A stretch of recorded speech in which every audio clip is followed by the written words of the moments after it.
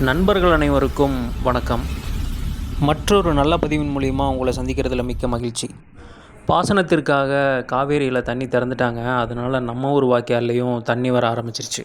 பொதுவாக இந்த மாதிரி தண்ணி வரும் காலங்களில் நம்ம ஊர் பகுதிகளில் நெல்லை சாகுபடி பண்ணுறது வழக்கம்.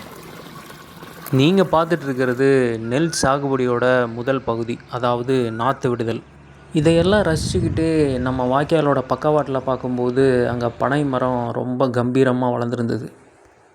அப்படியே பனை மரத்துக்கு கீழே பார்த்தா பனங்காய்கள் அங்கங்கே சிதறி கிடந்தது. ஆமாங்க, பனங்காயை சுட்டு சாப்பிட்றத பற்றி தான் இந்த வீடியோவில் பார்க்க போகிறோம். ஸோ வீடியோவை ஸ்கிப் பண்ணாமல் முழுசாக பாருங்கள்.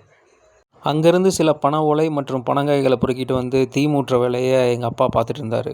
பனையோலை பத்திரக்குள்ளே பனை மரத்துலேருந்து கிடைக்கக்கூடிய சில பொருட்களோட பட்டியலை பார்ப்போம்.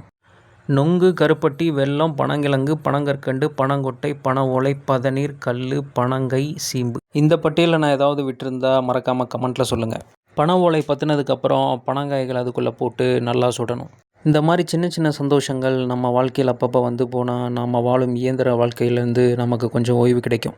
நம்ம தாத்தா பாட்டி வாழ்ந்த வாழ்க்கையில் பாதி கூட நம்ம அப்பா அம்மா வாழல, நம்ம அப்பா அம்மா வாழ்ந்த வாழ்க்கையில் பாதி கூட நாம் வாழல. பண ரீதியாக சொல்ல, நோய் நொடி இல்லாத உடல் ரீதியாக சொல்கிறேன். இதற்கு காரணம் பழைய உணவு முறைகளை நம் முன்னோர்கள் நமக்கு சரியாக கடத்தாதது தான்.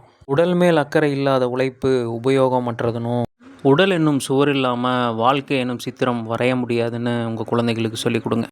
பணம் சம்பாதிக்கிறத சொல்லிக் கொடுக்கறது எவ்வளோ முக்கியமோ, பழைய உணவு முறைகளை சொல்லிக் கொடுக்கறது அதை விட முக்கியம். இந்த உணவெல்லாம் இப்போத்த குழந்தைங்களுக்கு எப்படி பிடிக்கும்னு அலட்சியமாக விட்டதன் விளைவு தான் இப்படியெல்லாம் கூட உணவு இருந்துதான்னு பல குழந்தைங்களுக்கு இன்றைக்கி தெரியாமல் போனதுக்கான காரணம். பனங்காய்கள் முழுமையாக நெருப்பில் தான் வேகணும். மேலும் சில ஓலைகளை வச்சு நெருப்பை மூட்டி அதை வேக வைக்கிற வேலையை எங்கள் அப்பா பார்த்துட்டு இருந்தார். சற்று நெருப்பு தணிந்தவொடனையும் அங்கிருந்த தணலில் கொஞ்சம் நேரம் வேகட்டும்னு விட்டாச்சு. அங்கிருந்த குளுமையான வானிலைக்கு இந்த மாதிரி நெருப்பு போட்டு குளிர் காய்வது கூட ஒரு சுகம்தான். பிறகு அதை நெருப்புலேருந்து எடுத்து கொஞ்சம் நேரம் சூடு தணியட்டும்னு விட்டாச்சு.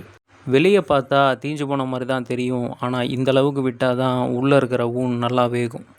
அப்புறம் அதுக்கு மேலே இருந்த தோலை சுத்தம் பண்ணிவிட்டு அதை பிச்சு உள்ளே பார்த்தா அவ்வளோ அழகாக இருந்துச்சு. பொதுவாகவே பனங்காய் நிறைய நார்ச்சத்துடையது. சுட்ட பனங்காய்களை ஆளுக்கு ஒரு துண்டாக சாப்பிட்டுட்டு இருக்கும்போதே கருமேகங்கள் சூழ்ந்தது. பிறகு இதனை எங்கள் வீட்டு இளவரசிக்கும் கொடுத்தோம். அவளுக்கு ரொம்பவே பிடிச்சிருந்தது. தீ மூட்டி குளிர் காய்ந்ததற்கு இதமாக மழையும் வர தொடங்கியது. பிறகு அங்கிருந்த ஒரு மரத்தடியில் சற்று நேரம் நின்று மலையை ரசித்து விட்டு வீட்டுக்கு சென்றோம். இந்த வீடியோ உங்களுக்கு பிடிச்சிருக்குன்னு நம்புகிறோம். உங்களுக்கும் இயற்கையை ரொம்ப பிடிக்கும்னா நம்ம சேனலை சப்ஸ்கிரைப் பண்ணிவிட்டு இந்த வீடியோவை உங்கள் ஃப்ரெண்ட்ஸ் அண்ட் ஃபேமிலிக்கு ஷேர் பண்ணி சப்போர்ட் பண்ணுங்கள்.